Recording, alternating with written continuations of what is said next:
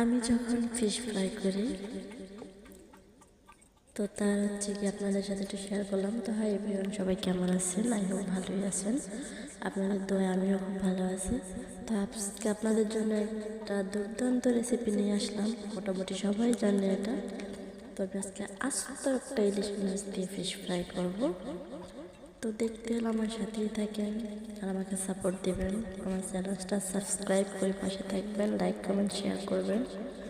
তো এটা তো আসলে বলার কিছু নয়, জাস্ট এটা তো দেখবেন আসলে আমি কীরকম করতেছি। এটা ম্যাক্সিমাম 90% মানুষই জানে আসলে কীরকম। হলুদ মরিচ লবণ এগুলো দিয়ে জাস্ট সুন্দর করে মাছটা মাখাইবেন। আর সরি এর আগে সুন্দর করে কাইটা ধুয়ে নিতে হবে, তারপর যে হলুদ মরিচ লবণ দিয়ে মাখাবেন, যেরকম ভিডিওতে দেখতেছেন ওরকমই। তো তারপরে সুন্দর করে তেল দিয়ে তেলে ভাজবেন।